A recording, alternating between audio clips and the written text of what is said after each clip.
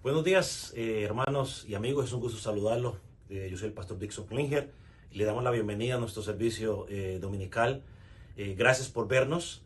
Estamos estudiando el libro de Hebreos.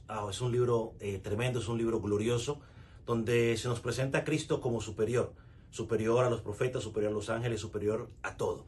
Así que queremos a través del estudio de este libro mostrar de que el pacto que Jesucristo trajo es superior a lo que había antes, es superior a lo que cualquier hombre te puede ofrecer. Así que te invito para que te quedes con nosotros, tomes nota de lo que estamos diciendo, tomes tu Biblia y en unos minutos comenzamos. Dios te bendiga.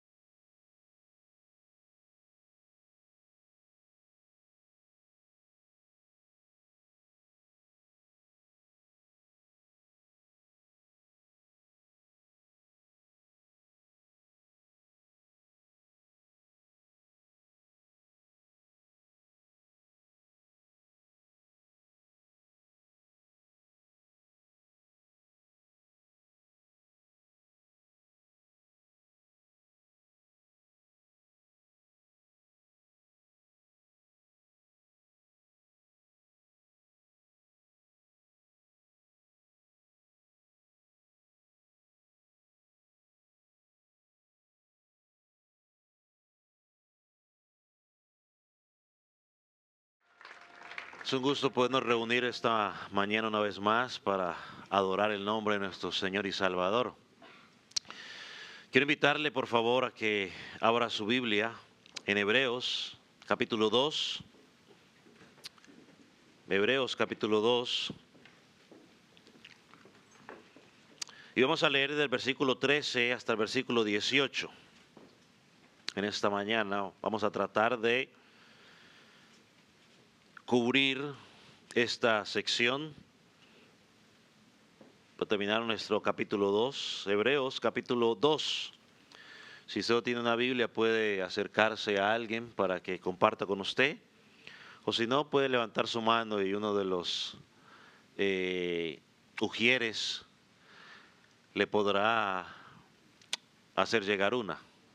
Bueno, espero y aspiro. ¿Ya lo tiene?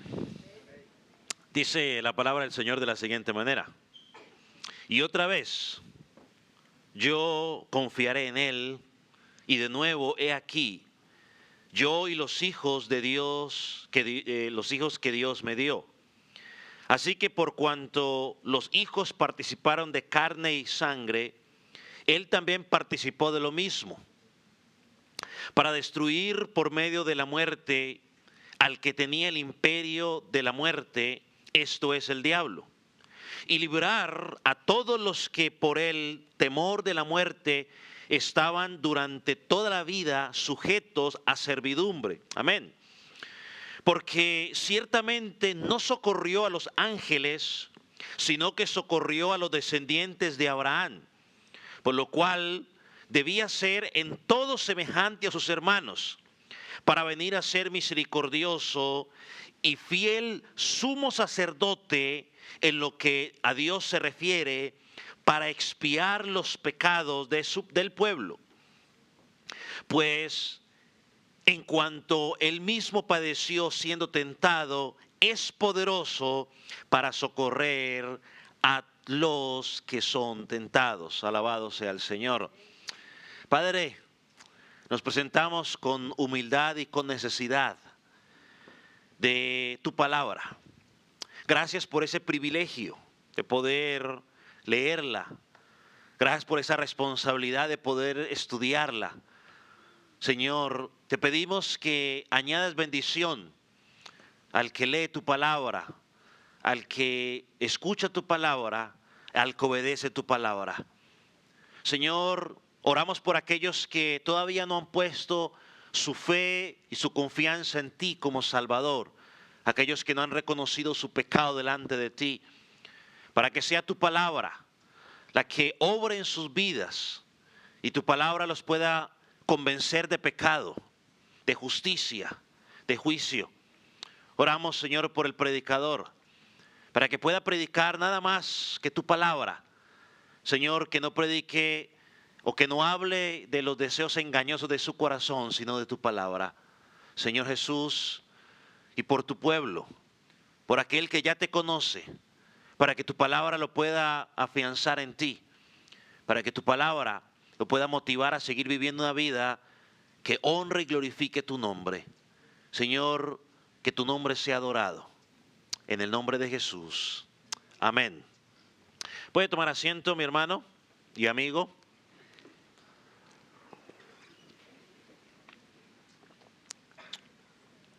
Como hemos dicho a lo largo del estudio de Apocalipsis, a la congregación que fue dirigida a esta epístola, algunos debido a la persecución que estaban sufriendo, a los maltratos, habían apostatado de la fe o habían abandonado la fe. Habían rechazado a Jesús. Sin embargo, la preocupación del autor de los Hebreos es que habían algunos en la congregación que estaban pensando en que deberían hacer lo mismo, abandonar la fe y regresar al judaísmo, la religión de sus padres, la opción que había en ese tiempo para evitar ser perseguidos. En el Imperio Romano, en aquel momento el judaísmo era una religión aceptada, protegida en cierta manera, mientras el cristianismo era prohibido, el cristianismo era perseguido, las personas sufrían burlas, las personas sufrían rechazo, las personas sufrían pérdida de sus posesiones materiales, aún rechazo de sus propios familiares.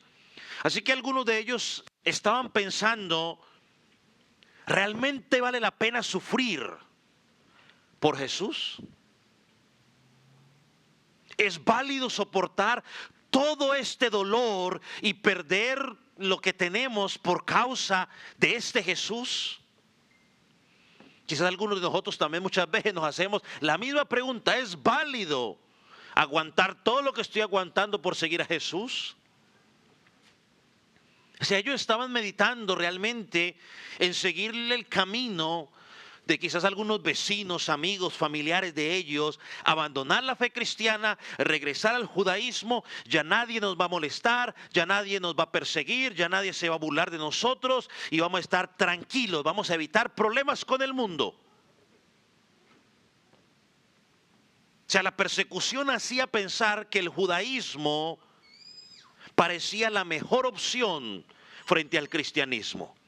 Por tal razón, el autor de Hebreos, por medio de su argumentación, toma pasajes del Antiguo Testamento para mostrarle a estos hermanos que el cristianismo no es una opción entre muchas opciones.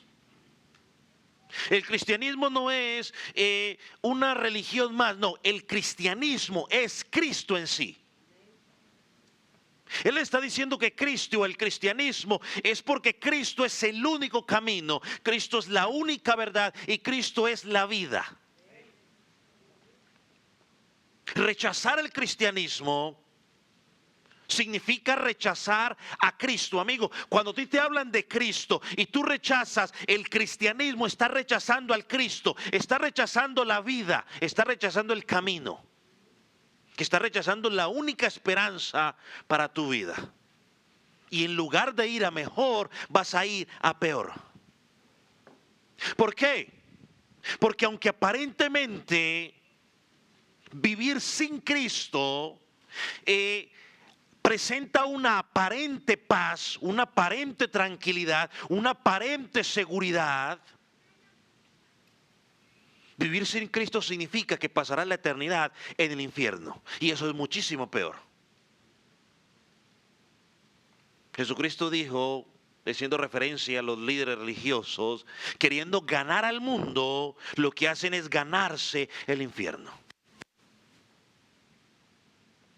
Y el mismo Señor Jesucristo dijo que el que quiere ganar su vida, la perderá. Pero el que la pierde por causa de Cristo, la ganará. Así que si tú quieres evitar los problemas del mundo, alejándote de Jesucristo, bueno, te alejarás de los problemas aquí en la tierra, pero pasarás la eternidad sin Cristo. Entonces el autor le dice a sus hermanos, por eso en el versículo 3 de este capítulo 2, en la primera advertencia que el autor le dice a sus hermanos, le dice, no descuiden la salvación tan grande que les ha sido dada. Entonces el punto del autor de Hebreos es tratar de probarle a estos hermanos y aún a nosotros, a ti amigo que me escuchas, es que Jesús es mayor y mucho mayor que todo. Y en comparación ahorita es que los ángeles. En su argumento de la superioridad de Cristo sobre los ángeles, el autor recurre a los salmos y le recuerda que los ángeles adoran al Señor, que los ángeles le sirven al Señor. Por lo tanto, Cristo es mejor y superior a ellos. El versículo 10 de este capítulo 2 que ya estudiamos, vemos que el autor dice que la encarnación de Jesús era necesaria, porque ellos estaban batallando En cuanto, bueno, ¿cómo nos va a decir usted que Jesús es mayor que los ángeles si Jesús se hizo hombre y aparte de que se hizo hombre murió? Entonces el autor le está probando a ellos que era necesario. Versículo 10, estudiamos la semana pasada, dice, conviene, era necesario. Para salvar a los pecadores era necesario que Dios se hiciera hombre, algo que ningún ángel podía hacer, que ninguna otra criatura podía hacer, para poder vivir una vida perfecta y poder morir para rescatarnos. Cuando hablamos del propósito de la encarnación de Jesucristo, en primer lugar hablamos de que la encarnación ayudó a que el hombre recuperara el dominio que había perdido en Adán. Hoy vamos a hablar un poco más de ello. En su encarnación, Él sufrió como nuestro sustituto. Adán por su pecado debía morir, pero en Cristo vino a ser nuestro sustituto y nos dio vida. En tercer lugar, lo que hemos visto es que Jesucristo en su encarnación se convirtió en ese líder que nos lleva a la gloria. Adán nos alejó de Dios, Cristo nos lleva ¿a quién? A Dios. En cuarto lugar, en la encarnación, Cristo vino para santificarnos. Mientras el pecado nos separó de Dios, la obra de Jesucristo nos acerca a Dios y nos perfecciona cada día para parecernos más y más a Cristo. En quinto lugar, y lo miramos también la semana pasada, Cristo vino para convertirse en nuestro líder de adoración, para llevarnos a una verdadera adoración. No hay tal cosa de que solamente el grupo de alabanza nos lleva a la adoración. No. El grupo de música, perdón. No. Es Cristo el que nos lleva a la adoración. No hay tal cosa de que mi hijo es un adorador, mi hijo es una adoradora. No, todos somos adoradores y Cristo nos lleva en adoración. No hay tal cuento de que los salmistas, un momento, ¿qué salmo has escrito tú para que me digas que eres salmista? Pregunto yo en mi ignorancia.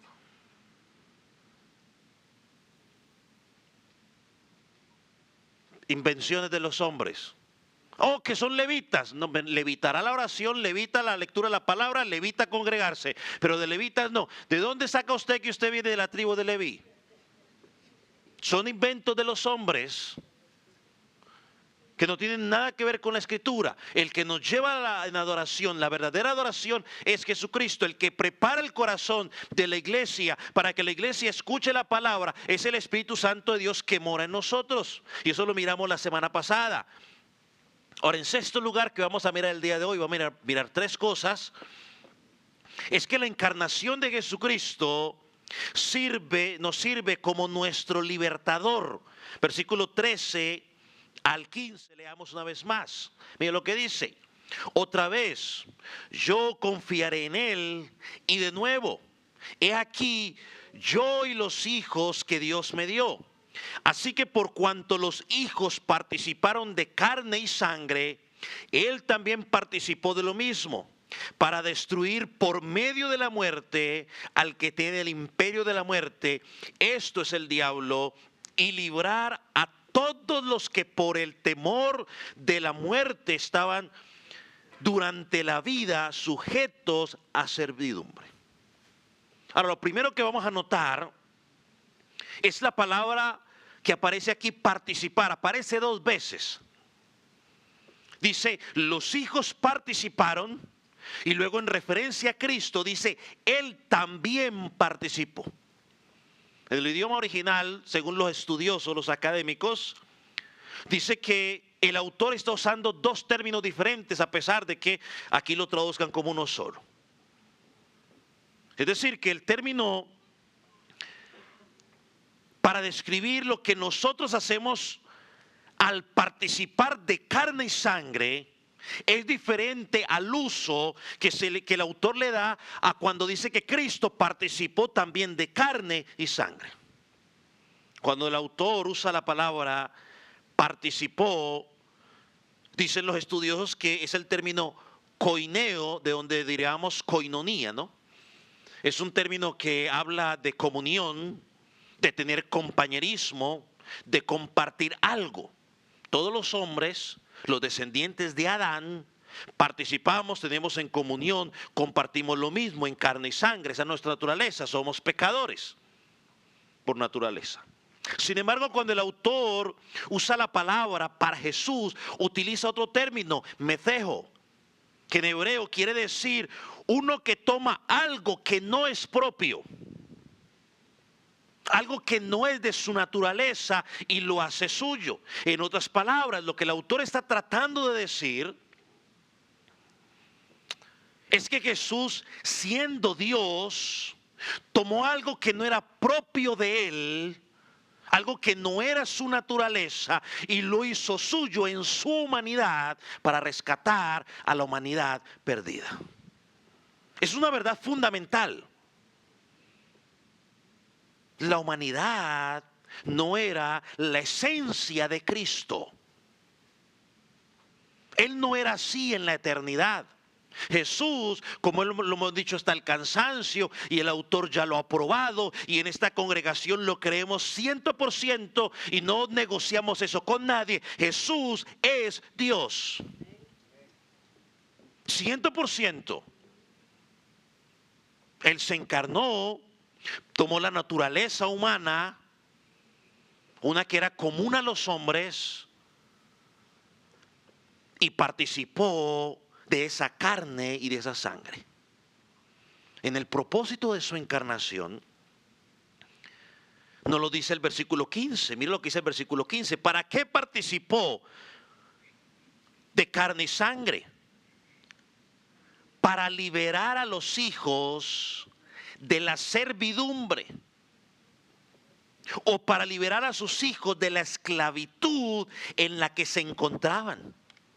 Para eso participó. Es más, el versículo 14 dice, para vencer al que tenía el imperio de la muerte. Esto es, al diablo, el que tenía el control de la muerte. Jesús vino a morir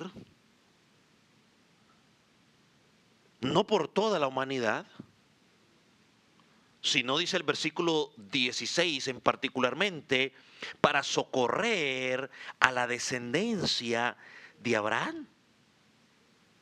Esa descendencia que estaba sometida al poder del pecado y de Satanás. De Adán nosotros, en vez de encontrar libertad, encontramos esclavitud. En Adán, en lugar de ser apartados para Dios, fuimos separados de Dios y caímos bajo el control de Satanás, el dominio del pecado. Estábamos esclavos.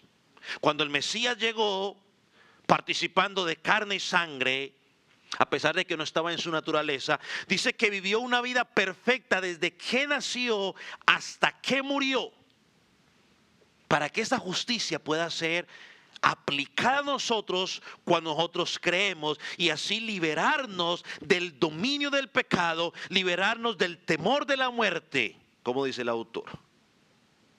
¿Por qué lo tuvo que hacer Jesús? Porque nuestro primer Adán, o nuestro primer líder, falló. Eso es lo que el autor de Hebreos está relacionando aquí. Cuando Dios creó a Adán, le dio dominio sobre el mundo. Él debía cuidar. Él debía cuidar a los animales, debía cuidar las plantas, debía cuidar el jardín del Edén. Él tenía que cuidar a su esposa, y cuando llegaran sus hijos, él tenía que cuidar a sus hijos, a su familia. Pero por causa del pecado, él perdió el dominio. Cuando la serpiente entró en el Edén, usted conoce la historia, pero permíteme recordárselo rápidamente, y empezó a hablar con su esposa, empezó a torcer la palabra de Dios, comenzó a engañarla. Adán estaba allí y Adán guardó silencio. Adán no dijo absolutamente nada. Su responsabilidad de cuidar, de proteger, de ejercer dominio, no la cumplió. Hoy sigue pasando eso, porque muchos de los hombres, nuestra responsabilidad es proteger, cuidar a nuestra familia espiritualmente, y no lo estamos haciendo. El otro día o hace unos meses hablaba con los matrimonios y les preguntaba a los caballeros, No porque nuestra esposa sea una niña que hay que estarle cuestionando todo lo que hace, pero sí tenemos que estar preocupados quiénes son sus amistades.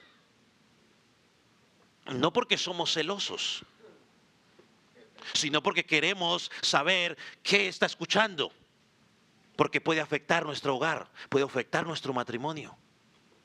Adán escuchó, Adán estaba allí, Adán no dijo nada. Adán, cuando vio entrar el animal, Adán, cuando vio que los pensamientos estaban entrando, tuvo que haber entrado y decir: un momento, señorita, lo que yo recibí de parte del Señor fue esto y lo otro. No, que es que no van a morir, dice la serpiente. No importa lo que usted diga, la Biblia dice sí vamos a morir. Y tenemos que decir no. Pero la serpiente engañó a Eva, engañó a Adán, cayeron en pecados y hasta hoy estamos sufriendo las consecuencias. Por eso Cristo tuvo que encarnarse. Para ser nuestro líder, para ser nuestro representante. Ahora, el texto nos dice que nosotros estábamos bajo el imperio de la muerte. Es decir, estábamos bajo el poder de la muerte. ¿Y quién controla la muerte? Satanás. Aclaro, no porque Satanás sea soberano o todopoderoso, sino porque el Dios soberano y todopoderoso se lo ha permitido o se lo permitió hasta que Cristo vino a morir en la cruz. Por eso dice que Satanás tenía el imperio, porque aquí dice que vino y destruyó por medio de la muerte al que tenía el dominio de la muerte. Vaya conmigo a Romanos capítulo 5, versículo 12. Rápidamente, mientras deja marcado Romanos. Hebreos. Romanos capítulo 5, versículo 12.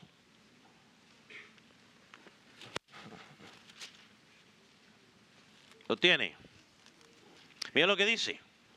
Por tanto, como el pecado entró en el mundo por un hombre y por el pecado la muerte, ahí está, ¿sí lo ve?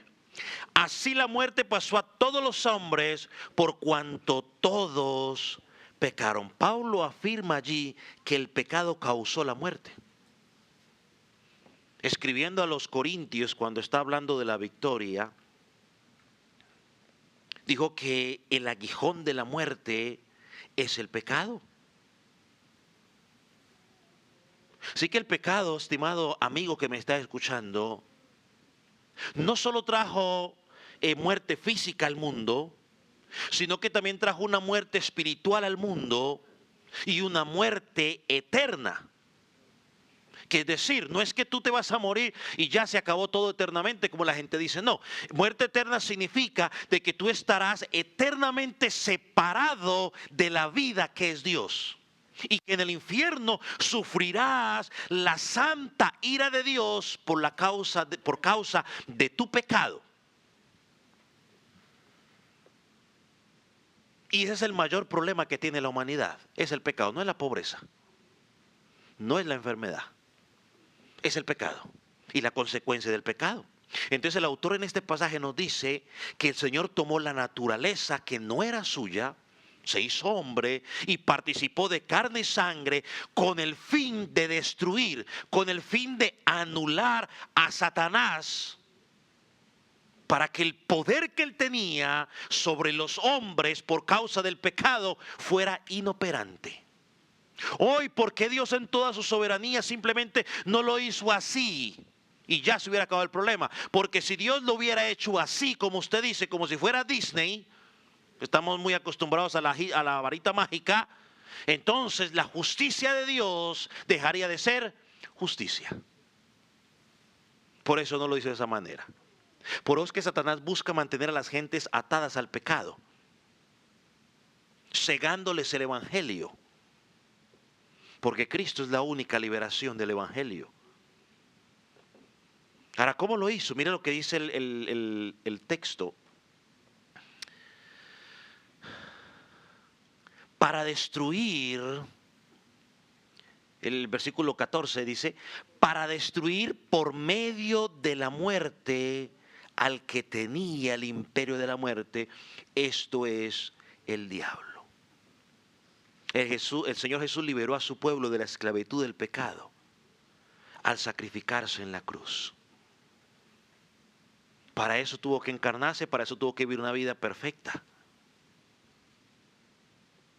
Ahora nos dice el versículo 15, y liberar a todos los que por el temor de la muerte andaban durante toda la vida sujetos a servidumbre. Es decir, que ahora ya somos libres. O sea, uno no se quiere morir porque le gustaría estar aquí, pero decimos lo que dice el apóstol Pablo. Para nosotros el morir es ¿qué? Ganancia. No tenemos temor a la muerte. El mundo tiene temor a la muerte. Porque no saben, el creyente ya no tiene temor a la muerte. ¿Por qué? Porque Dios resolvió nuestro problema del pecado. Dios o Jesús nos reconcilió con el Padre y la ira de Dios que estaba sobre nosotros fue quitada. No tenemos por qué tener temor. No tenemos por qué tener temor. El mundo tiene temor. El mundo no sabe. Por eso algunos se quieren comportar bien para que el día de mañana, cuando reencarnen no sé qué cosa, puedan reencarnar en algo mejor.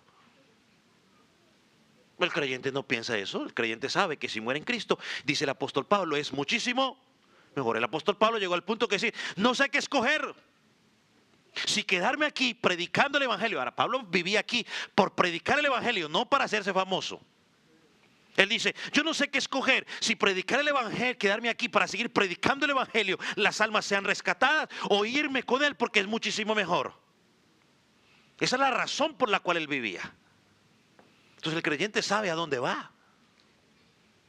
Yo espero que usted sepa a dónde va, si está en Cristo. Amigos, si no sabes a dónde vas, todavía estás dudando, ven a Cristo en fe, en arrepentimiento, para que Él te pueda dar esa seguridad y ese temor en tu vida se vaya. Cristo se encarnó y trató el pecado de su pueblo. A diferencia del Antiguo Testamento, donde el sumo sacerdote entraba una vez al año y una vez al año y una vez al año para expiar los pecados del pueblo, Jesucristo entró una sola vez y para siempre. Ese es el argumento que el autor está tratando aquí. Y la pregunta es, ¿y por qué cree usted que Satanás está en todas partes estuvo tratando de tentar a Jesús tantas veces y más intensamente en el desierto? Porque él sabía que algo, había un propósito perfecto, hermoso de Dios. Quizás no lo conocía a perfección, pero algo había entendido. Hermano, debemos darle la gloria a Dios por eso. Porque Cristo nos liberó. Ahora ya no hay temor. Y cuando un creyente muere, nos da tristeza porque ya no va a estar con nosotros para seguir compartiendo con nosotros. Pero nos da alegría en otra parte porque sabemos que está en la presencia del Señor y está en un lugar muchísimo mejor. Esta verdad debe liberar a los creyentes. Esta verdad debe motivar al creyente a cada día vivir de una manera digna de Jesucristo. Servirle de una mejor manera, adorarle de una mejor manera.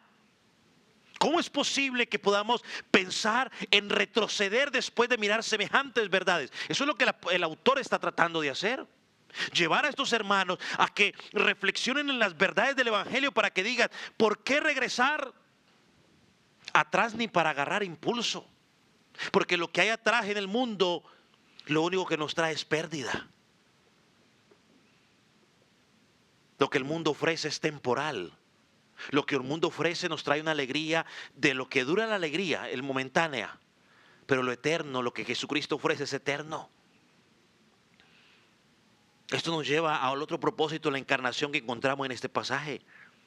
Cristo vino y se encarnó para servirnos como nuestro líder y ser nuestro sumo sacerdote. Ser nuestro líder y nuestro sumo sacerdote. Versículo 16, miren lo que dice.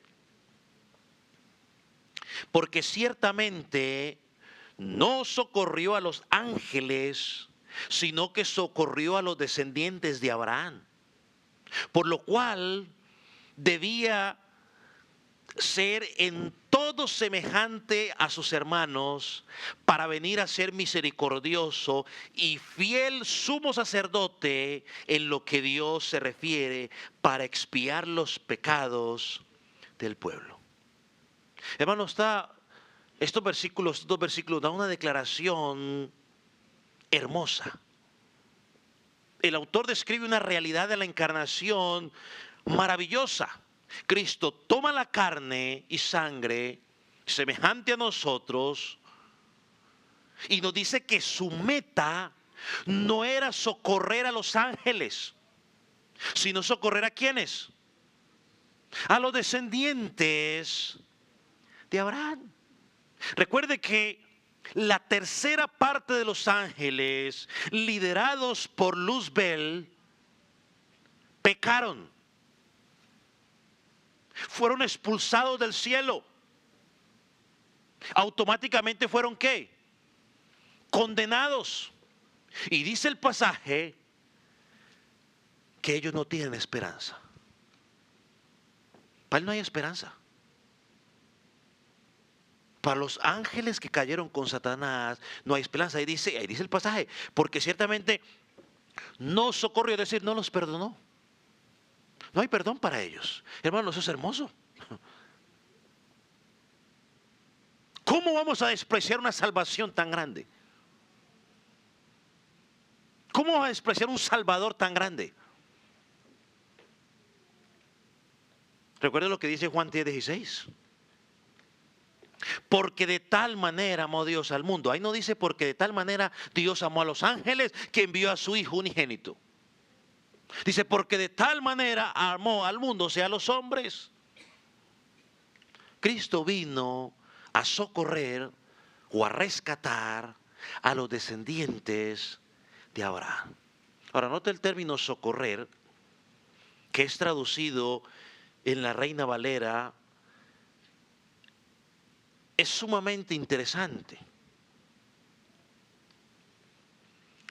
porque este término se utiliza en otras partes de la Escritura, en particular cuando Pedro se estaba hundiendo en el mar. El término en el idioma original, la traducción puede que usar nota, pero el término original, cuando Jesucristo extendió su mano y se hizo de Pedro cuando él se estaba hundiendo, porque le había faltado su fe. También es el término que se usa en Marcos capítulo 8, cuando Jesús extendió su mano y tomó al ciego de Bethsaida para sanarlo. Ahora, ¿qué significa ese texto o esa definición en el texto que estamos leyendo cuando dice que no socorrió a los ángeles, sino que socorrió a los descendientes de Abraham? Lo que nos está diciendo allí es que cuando Cristo se encarnó y participó de carne, extendió su mano para tomarnos firmemente mientras corríamos a la destrucción del pecado y nos sacó. Es todo lo contrario a lo que nosotros pensamos. No, sí, es que yo extendí mi mano, es que yo creí en él. No. Fue él el que vino, se hizo uno de nosotros. Él extendió su mano, él me tomó y él me sacó del camino a la perdición en la que yo iba. Él me abrió los ojos del entendimiento. ¿Sí se acuerda el pasaje cuando Jesús va camino a Maús y va con los discípulos, dos de ellos que no entendían? Y dice él, le abrió los ojos, les quitó los velos. Bueno, eso es lo que Jesucristo hace contigo y conmigo para que podamos creer. Él nos quita la venda para que podamos ver con claridad lo que antes no veíamos. Y podamos creer en él. Fue él el que extendió la mano. Yo sé que esto no es muy popular y a mucha gente le gusta poco que se mencione esto porque todos queremos tener crédito de algo. Aquí no hay crédito para nadie. El crédito es única y exclusivamente para Cristo. Hermanos, esto es lo que dice el pasaje. Vino para sujetarnos firmemente a los descendientes de Abraham para que nunca se pierdan, para que nunca se pierdan. El Salmo 4, versículo 2 y 3, hasta un cántico, un himno cantábamos en el pasado sobre ello, que dice: Él extendió su mano, me sacó del lodo cenagoso, de la desesperación, y puso cántico nuevo en mi boca. Eso fue lo que Él hizo. Él extendió su mano. De la misma manera como Dios, después de que Adán había pecado y Dios y Adán y Eva se escondieron de Dios, y fue Dios el que fue a buscarlos, desde ese momento hasta ahora y hasta que Él regrese, es Dios el que viene y busca al hombre para sacarlo de su condición. Ahora aquí viene la pregunta del millón, pastor. ¿Y quién es la descendencia de Abraham?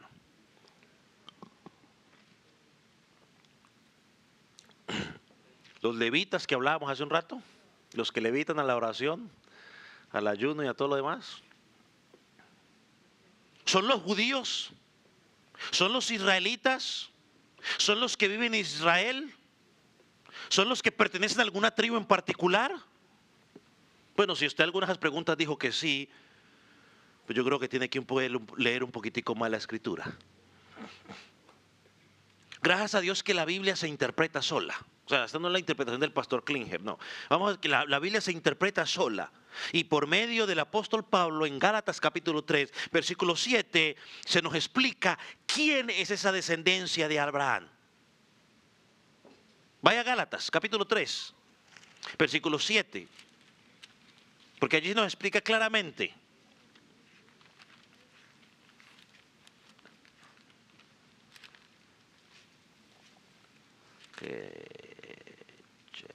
¿Lo tiene? Leo para ustedes, miren lo que dice. Está. Sabed por tanto que los que son de fe, estos son hijos de Abraham. ¿Cuáles son los descendientes de Abraham? Los hijos de la fe. Los que han confesado su fe en Jesucristo. No es el que vive allá, no es el que pertenece a tal tribu, a la Efraín o a la que sea. No, no. No es el que nace allá. No. Y si le queda alguna duda, porque puede ser que le quede alguna duda, pastor, un solo versículo. Bueno, vaya más adelante y lea el versículo 29. El versículo 29 del mismo capítulo 3 de Gálatas dice: y si vosotros sois de Cristo, ¿qué dice? Por si de pronto es que mi Biblia dice otra cosa. Ciertamente linaje, descendencia de Abraham sois. ¿Y qué dice? Herederos de la promesa.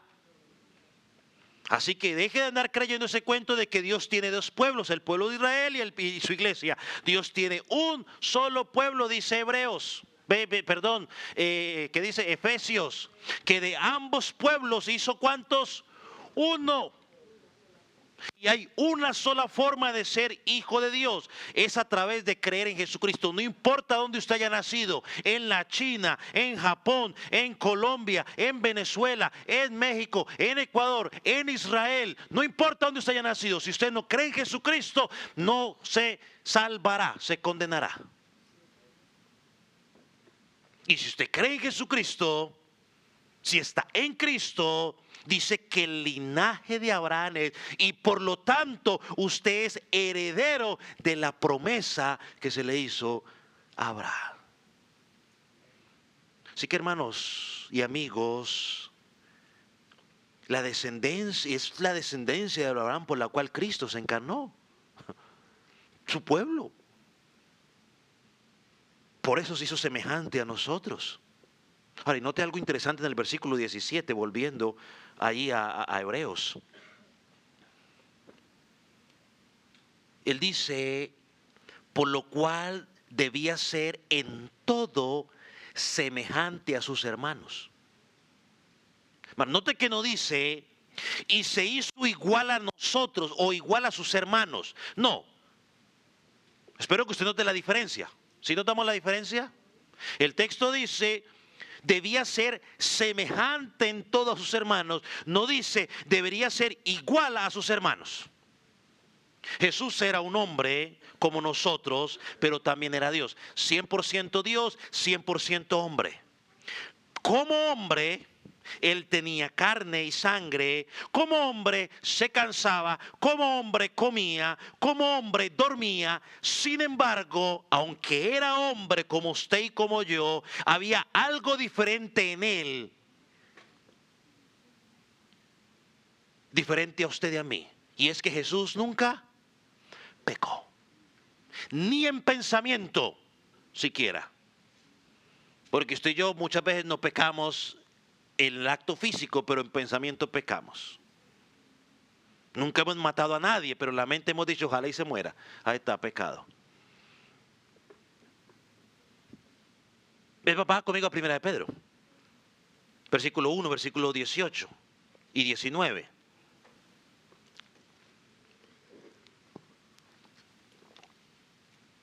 Lo tiene.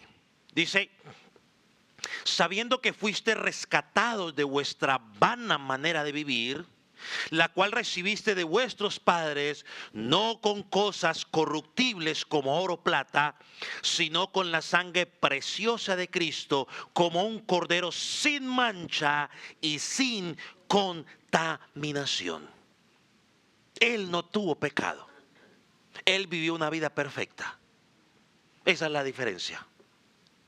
Por eso dice que era semejante a nosotros, no igual a nosotros. Él era perfecto. Se hizo semejante a nosotros en su humanidad para poder ayudarnos, para poder ser nuestro sumo sacerdote, pero en Él no había pecado. Corintios dice que en Él no había pecado. Se hizo pecado por nosotros, es decir, que todo el pecado suyo se lo cargaron a Él. Ahora imagínense la cantidad de pecado. Aunque uno solo lo hubieran cargado, porque a veces la gente piensa que es que entre más pecado usted cometa, más pecadores. No, un solo pecado que usted cometa es pecador. Es más, es que usted no peca porque, ¿cómo era que se me fue la idea? Nuestra naturaleza simplemente es que somos pecadores. Por eso pecamos. Pecamos porque somos pecadores. Ahora recuerde que el autor está escribiendo aquí a judíos que se habían convertido al cristianismo. Ellos conocían bien las enseñanzas del Antiguo Testamento. Sabían cómo funcionaban los sacrificios, sabían lo que tenían que hacer, sabían cuál era el papel que cumplía el sacerdote en Israel como el intermediario entre Dios y el pueblo. Y aquí ahora el autor le dice que se hizo uno de nosotros para por su misericordia y ser un fiel sumo sacerdote. Este sacerdote o el sumo sacerdote entraba una vez al año y lo hizo por muchos siglos para sacrificar por los demás. Y una de las características de los sacerdotes era que antes de poder ofrecer sacrificio por los pecados de los otros, ¿qué tenía que hacer?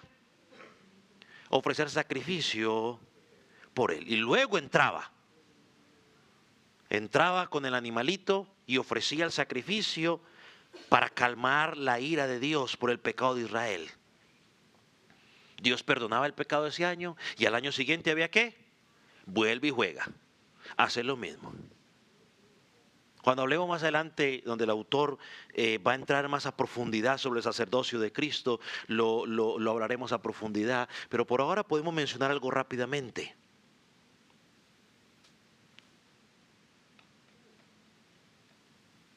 Los sacrificios de los animales no podían solucionar el problema permanentemente. Por eso Cristo tuvo que encarnarse como el verdadero Cordero para solucionar el problema de una vez y para siempre. Y lo hemos dicho en varias ocasiones. Jesús ejerció como sacerdote, o sea, el que ofrecía el sacrificio, y al mismo tiempo ejerció como el Cordero que era sacrificado. Y dice ahí, para venir a ser misericordioso. Recuerde que misericordia es ver a alguien en su miseria, en su incapacidad de salir de su condición y sacarlo de allí. Y dice también, fiel. Hermano, Dios es fiel.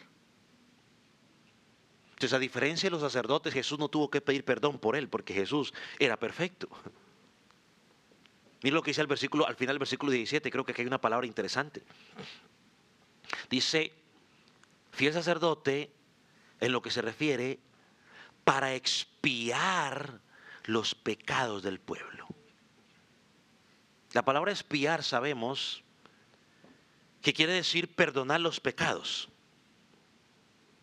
Pero según algunos académicos o estudiosos, ese no es el término que se usa en el idioma original.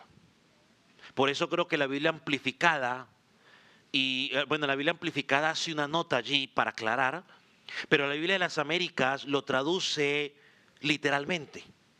Por eso lo traduce de una manera. El término que el autor está usando allí como expiar en la Reina Valera o en la mayoría de las otras Biblias, una traducción viviente, traducción lenguaje actual, en todas esas, excepción de las Américas, lo traducen como expiar. Bueno, las Américas lo traduce como propiciar. Miren, le leo para ustedes ese versículo en la Biblia de las Américas.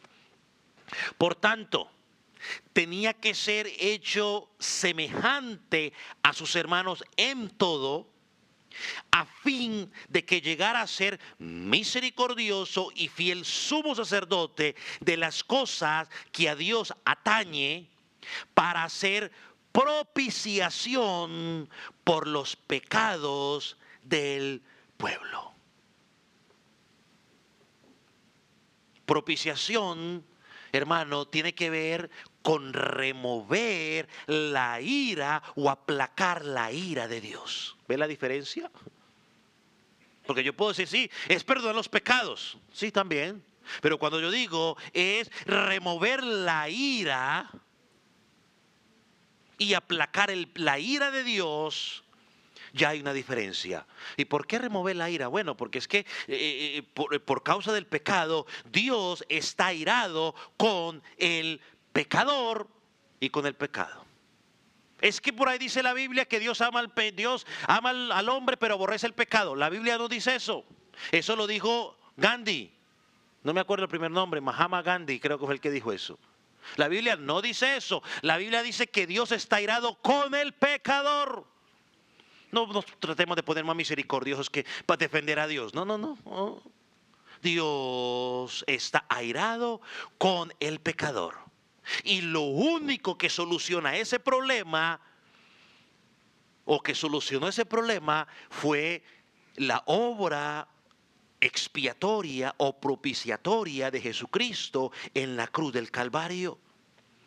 Todos los hombres hemos violado la ley de Dios. No importa que usted no haya matado a nadie, pero si usted no ha amado a Dios sobre todas las cosas, usted ha violado la ley de Dios. Y voy a hablar nomás de ese. Bueno, voy a hablar de otro, porque después decimos que a veces pensamos que pecado es únicamente matar, robar. No, si usted ha mentido, ha violado la ley de Dios. Si usted es un avaricioso, ha violado la ley de Dios. Es culpable. La ira de Dios está sobre su vida. Amigo, necesitas a Cristo. Ay, pastor, es que usted no sabe, yo soy buen esposo. Sí, pero ha mentido, ha violado la ley de Dios. Eres un pecador.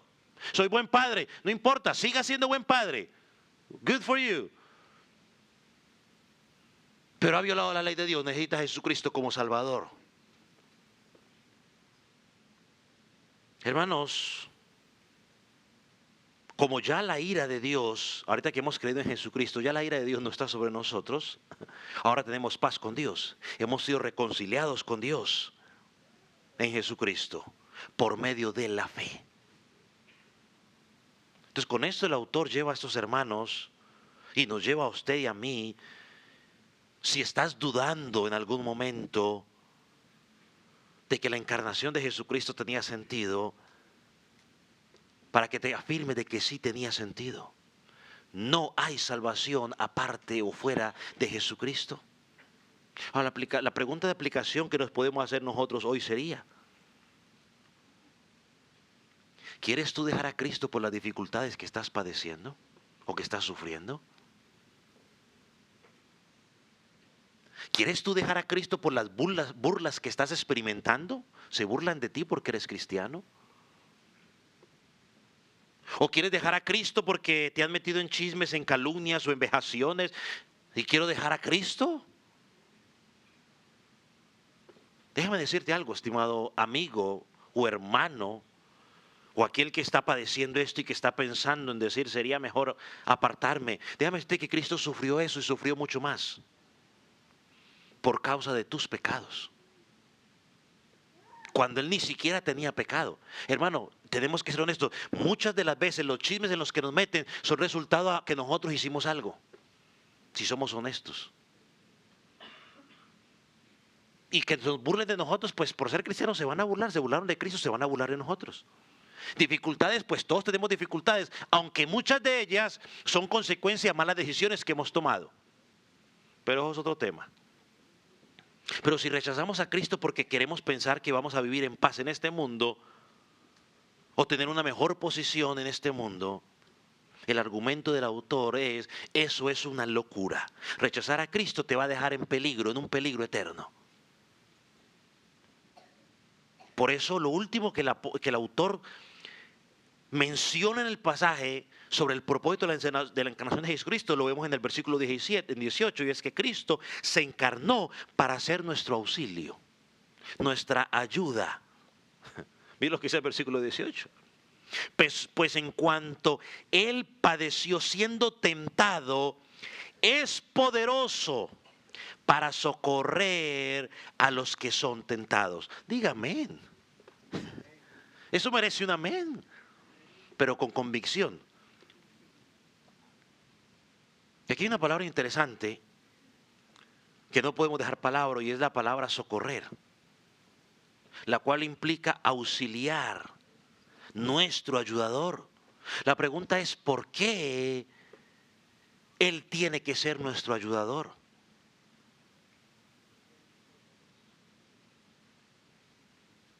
Porque creo que el autor lo afirma, y todos los que estemos aquí lo hemos experimentado, es que tú y yo somos tentados. Entonces era necesario que Cristo se hiciera hombre con el fin de ayudar a su pueblo en medio de la tentación. Ahora, esto lo entenderíamos mucho mejor si vamos rápidamente a pensar en el Edén. ¿Qué debió haber hecho Adán cuando Eva estaba siendo tentada por la serpiente? ¿Qué debió haber hecho? Porque la serpiente no se dirigió a Adán, ¿se dirigió a quién? Ahora, ¿qué debió haber hecho Adán? Ayudarla. Usar la verdad de Dios para ayudarla. Adán sabía de primera mano lo que Dios había dicho. Satanás torció la escritura. Hermano, dicho de paso, por eso es importante saber la escritura, porque Satanás tuerce la escritura usando la misma escritura. Satanás usa, es que yo lo he dicho muchas veces, aún un reloj malo da la buena hora 2 veces al día. Al menos los de pared, cuando están sin baterías, al menos una vez al día o 2 veces al día dan la hora correcta. El resto está equivocado. Los falsos maestros son así. Y Satanás torció la escritura, y Adán conocía de primera mano lo que Dios había dicho. Él recibió el mandamiento, a él no se lo contó nadie. A Adán no se lo mandó a decir, no sé, con un tigre, mira, ve y dile esto a Adán. No, él recibió de primera mano el mensaje. Él se lo dijo a ella. Pero cuando ella estaba siendo engañada, él tuvo que haberlo recordado. No importa que haya llegado con astucia, torciendo la palabra. Pero cuando Cristo se encarnó para servir como nuestro verdadero líder espiritual y poderoso para ayudarnos en tentación, cuando fue tentado con la misma palabra, torciendo la misma palabra, porque Satanás utilizó los salmos y le dijo, aviéntate, al fin y al cabo, escrito está. Es que el diablo dijo, escrito está, si te lanzas, a sus ángeles mandará y te rescatará. Dice el salmo, eso sí, pero ¿era la aplicación correcta? No, porque escrito está que me puedo lanzar, entonces me subo al techo y me lanzo porque él va a mandar un ángel. No, eso es tentar a Dios. Lo más seguro es que termino con los pies o con algo roto o me mato. Y cuando Satanás lo quiso tentar, Jesucristo dijo, pero también está escrito, y recitó la palabra. Por lo tanto, Jesús sabe lo que tú y yo experimentamos. Es más, Jesucristo fue tentado aún más, de una forma más complicada de la que tú y yo podemos ser tentados. Así que si Él pudo con eso, Él nos puede ayudar a las tentaciones que tú y yo enfrentamos. Mientras nosotros caemos en tentaciones pequeñas, Jesucristo se mantuvo firme en la tentación más dura que pudiera experimentar. Mateo 4 nos dice que fue llevado por el Espíritu Santo con el propósito de que fuera tentado por el diablo. Y recuerde algo, y usted puede leer la historia, y usted puede leer que Satanás no lo tentó inmediatamente apenas llegó. Llegó Jesús, venga, vamos a intentarlo. No, ¿o sí? ¿Cuándo lo tentó? 40 días después. 40 días donde había estado comiendo manjares y relajado en la hamaca, echándose brisa, como dicen los costeños de mi país. ¿Cierto que sí?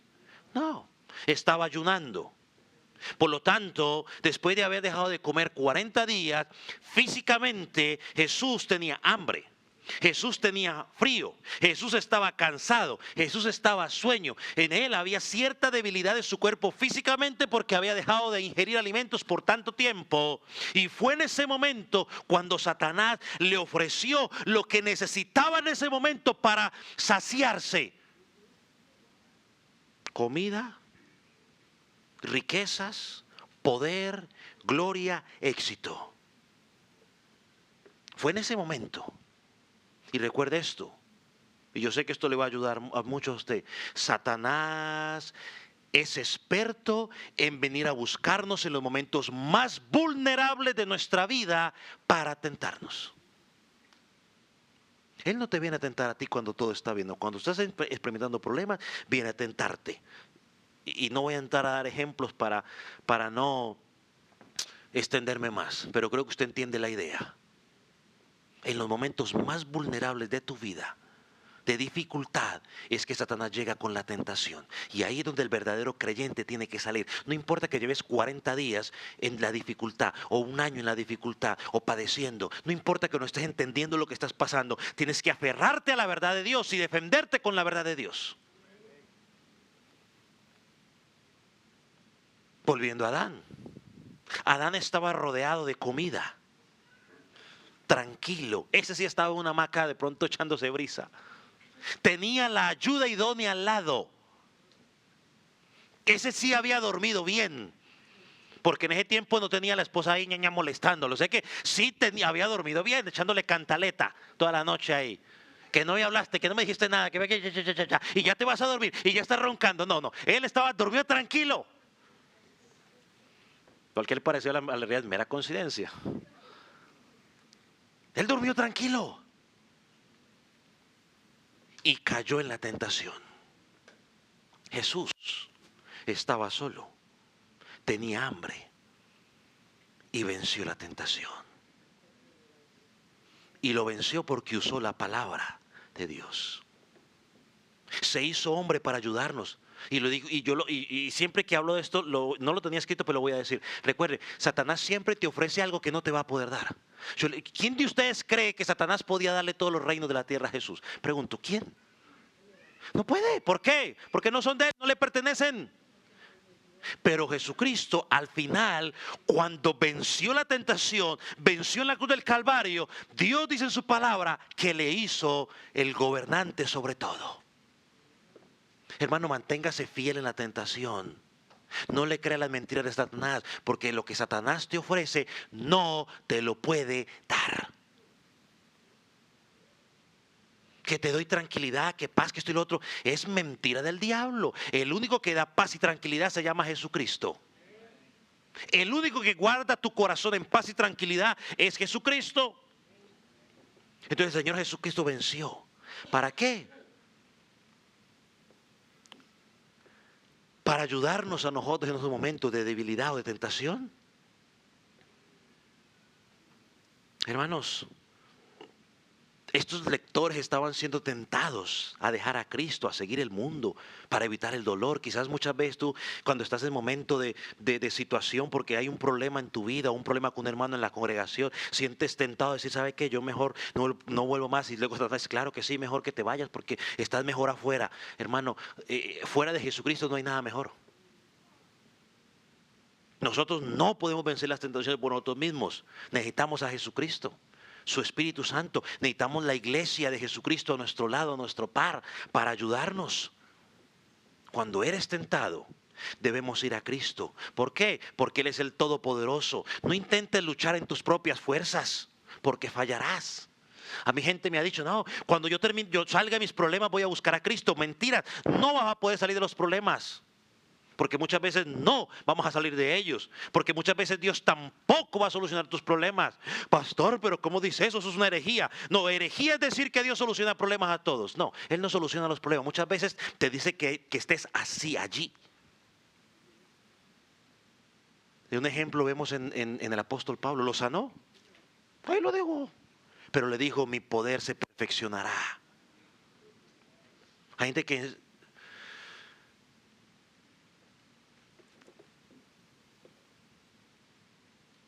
Hermano, debemos ver esta carta que es relevante para nosotros el día de hoy.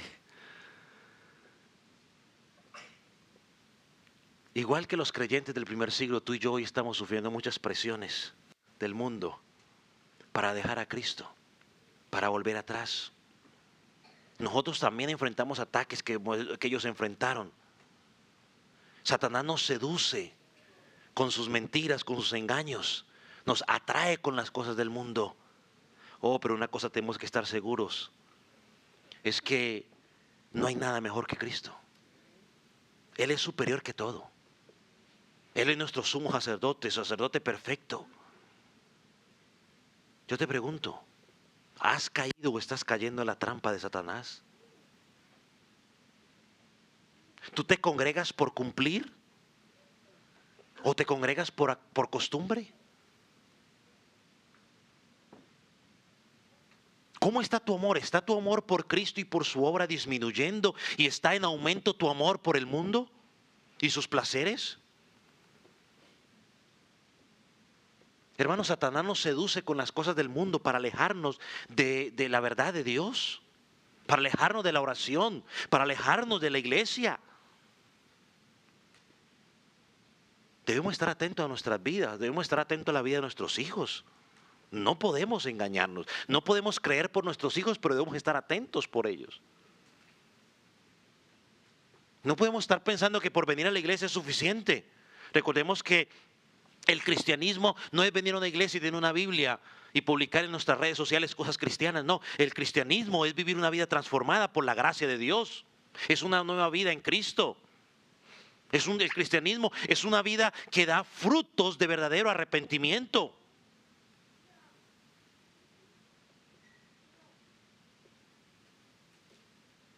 Así que, amigo que estás en Cristo, recuerde, Cristo es misericordioso y está dispuesto a recibir a todos los que vienen a Él en arrepentimiento y fe. Si tú vienes hoy a Él en fe y en arrepentimiento, Él te perdonará, Él te adoptará y pasarás a ser parte de la familia de Dios. Y como decía nuestro texto, ahora ya no tendrás temor a la muerte, porque sabes que al morir estarás con Él por la eternidad. Amigo, no te engañes. Lo que el mundo te ofrece es temporal. Es temporal. Vamos a orar.